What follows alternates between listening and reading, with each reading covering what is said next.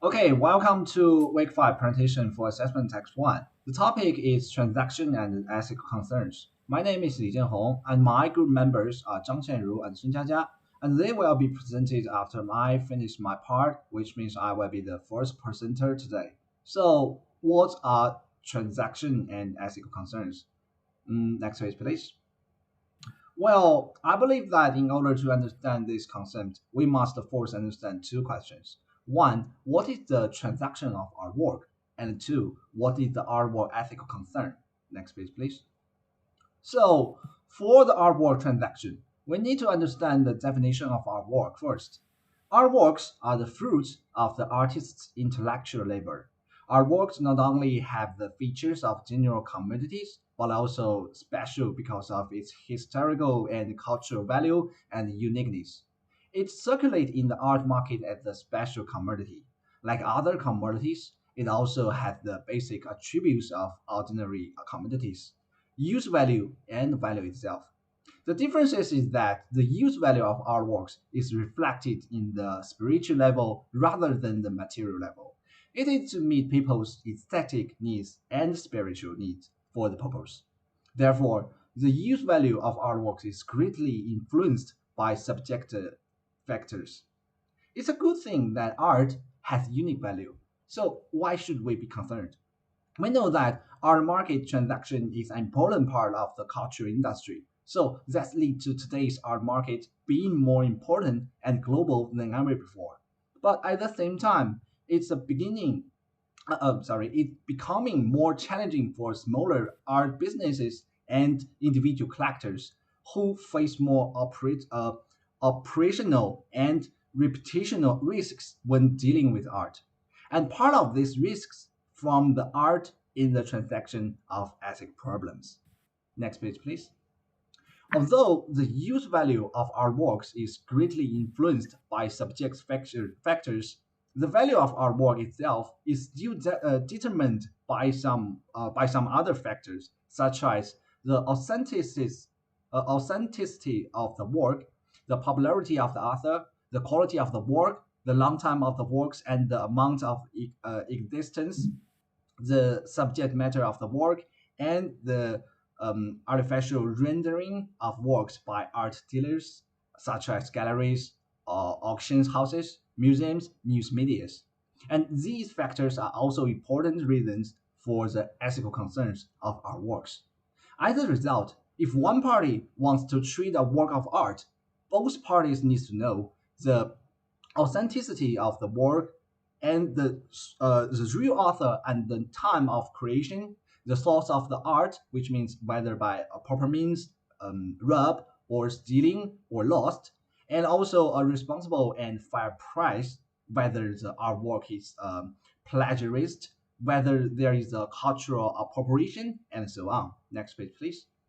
And there have been too many examples of the ethical problem that arise in transaction artworks, such as collectors buying the bad fake artwork as masterpieces, museums sell their collections and flood the market with art to make a living, and also descendants of artists sue collectors who claim their works were acquired illegally or Aboriginal sites cannot be protected or even face destruction, and also the artist appropriates culture to create and sell works of stereotype, as well as auction houses put counterfeit paintings up for sale, and there are too many cases have happened or are happening.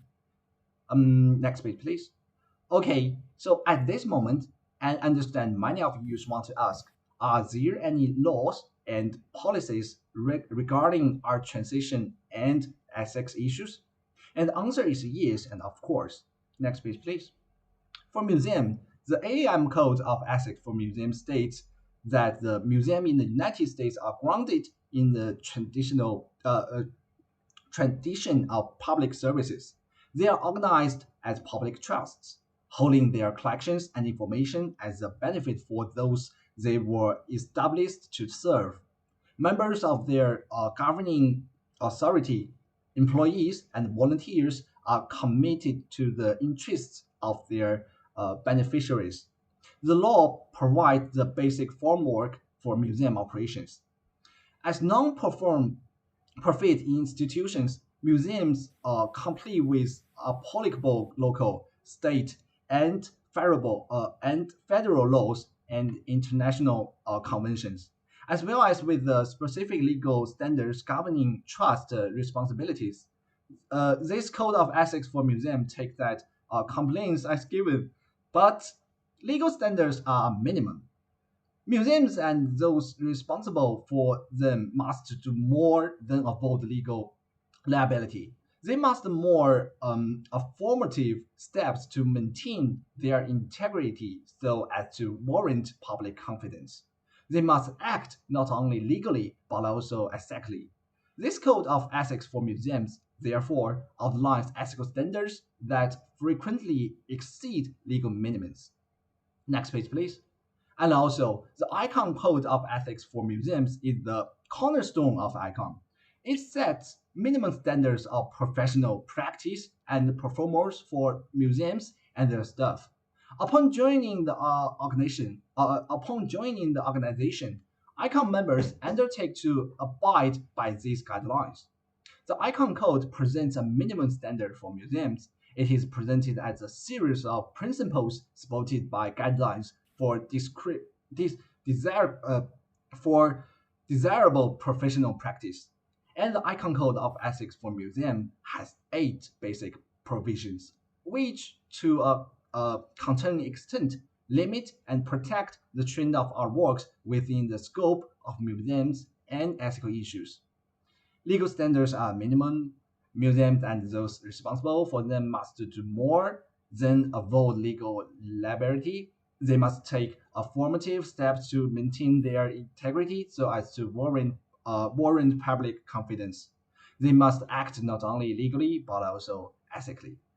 And a code of ethics is a statement of shared values that informs museum behavior and practice so as to maintain integrity and warrant public confidence. Next page, please. For Australia, especially for indigenous art in Australia, this has a code to promote fair and ethical treat in works of art by indigenous artists, called the Indigenous Art Code. It helps protect Aboriginal and Torres Strait Island artists by getting sellers of their art to commit to treating artists fairly, honestly, and respectfully. And the purpose of this code is to establish standards for dealing between dealers and artists to ensure one, fair and ethical treat in artwork, two, transparency in the process of promotion and sale of artwork, and three, disputes are arisen under the code are dealt with efficiently and fairly. And for us, I think we need to understand these things and do our best to avoid them happening to us or around us in the future. Next page. And thank you and welcome Aris for the next part presentation, case study. Hello everyone, I'm Iris and I will tell you about the case below. Louis McBride purchased a work called For and Parrot at Christie's Australia Art Auction for about 86,000, which was indicated in Christie's auction catalog as a work by the late Australian artist Albert Tucker. But when McBride tried to resell the work through Sotheby's, he was told that the painting was a possible forgery.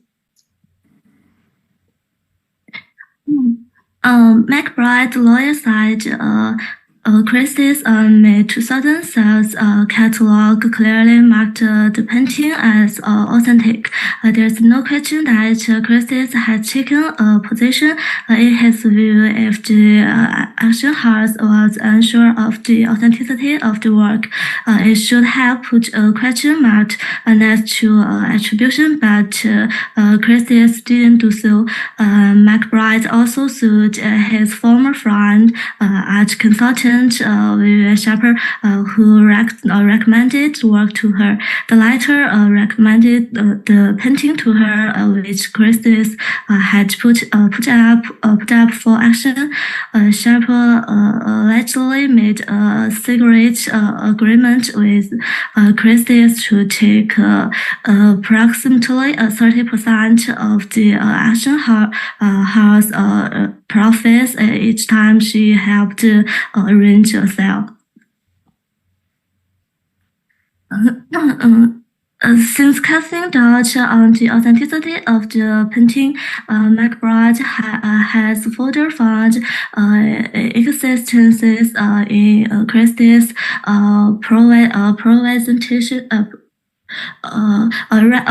representations of the world's provinces.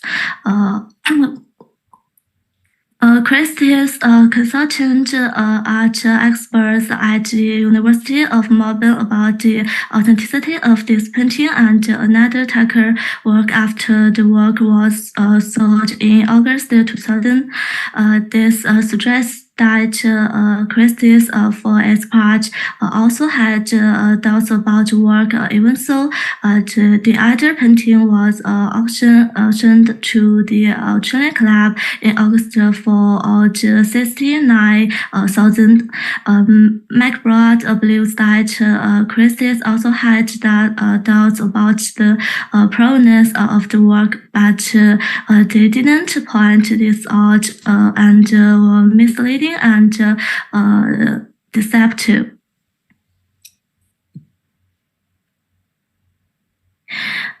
Christie's, which had closed its auction site in Australia in 2006, argued that McBride wasn't a legitimate plaintiff given her financing structure and that her claims were time-barred. McBride's lawyers didn't accept these funds.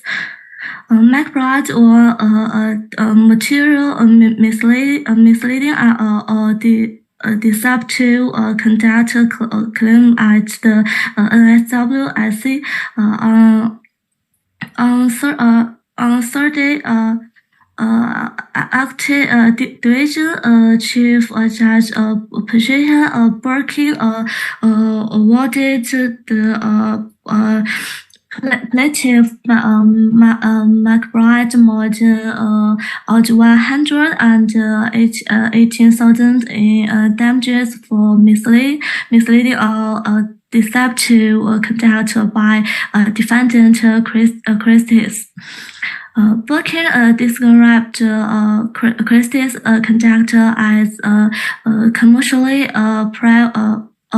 reprehensible and ordered the auction house to pay 85% of the damages. Vendor Holland Fine Arts and Cars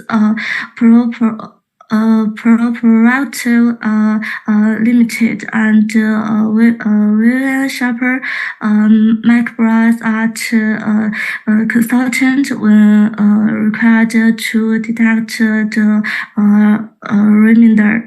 Let's part to Jaja. Okay. Counterfeit trade is also an international problem. So I will compare it next page.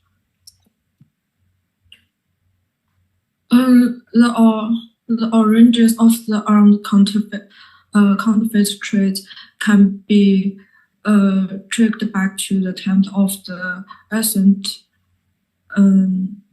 civilizations. However, it was not until recent times that the armed counterfeit trade became a serious problem. In the late 19th and earlier 20th centuries, the armed market in Europe and the United States experienced a boom, but speculated some dealers and con artists who began to create and sell fake artworks. These people would forge the signature, date styles, and techniques of artworks, among other things, in order to place them for higher price. At the same time, the art market lacked a uniform and the authoritative system of the association, which made the trade in artifacts even more rampant. Over time, the art market has grown longer, and the scale of the trade has become larger, and the trade in fact has become more difficult to contain. Modern technology has made the technique used to create fact artworks more advanced, making it difficult to identify facts. In addition, the globalist art market has also made the trade in facts in fact more rampant, as difficult countries have difficult standards for authenticating artworks, and some facts that are damaged statistics in one country are recognized as facts in another. Next page. So the trade in counterfeit goods in the art can lead to multiple negative impacts.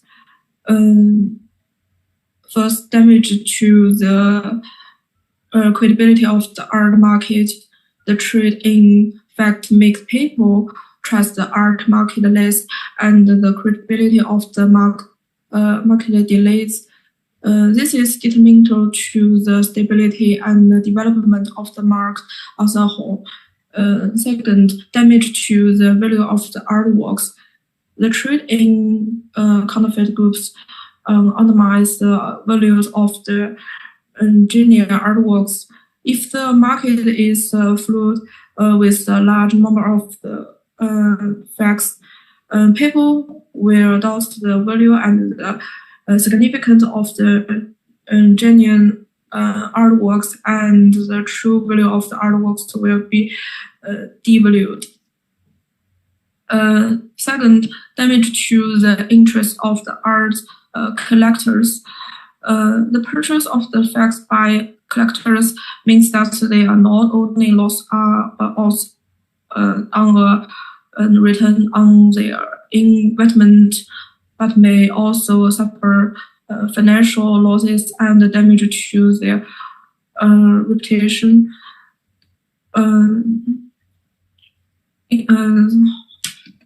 First, increasing difficulty in protect the cultural heritage of the artworks.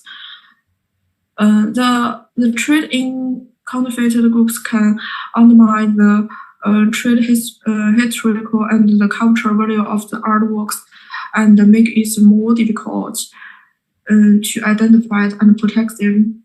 Last one is the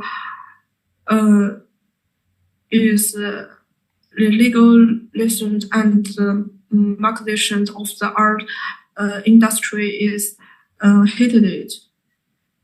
Next page. Law can cover the negative effects of the art counterfeit trade on a number of the levels.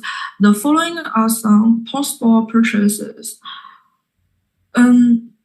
First is to enact the relevant laws and the regulations. The government can introduce the relevant laws and regulations that specify that the patents and the publishment will be faced for the manufactures and sale of the counterfeit artworks. This could help enhance the this could help strengthen the fight against counterfeit goods. Second is enhance the market regulation.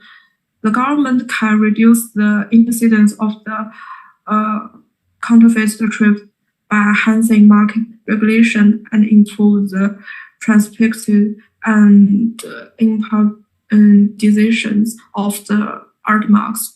Third is to improve the asset detections techniques and standards. The government can fund research and development of the art assertions techniques and standards to improve the authorities and the avoid disputes over the artworks. First is cooperated to combat translations perspectives. So how to next page. So in order to keep this subscription sources, the following measures can be taken. First is to enhance the public ability to identify the artworks. Second is to enhance the identification and certification of the artworks. The government can fund the construction of the identification institution, set the strict identification standards, improve the identification and reduce the inflow of the facts into in the market. Second is enhance the market regulation. Last one can increase the legal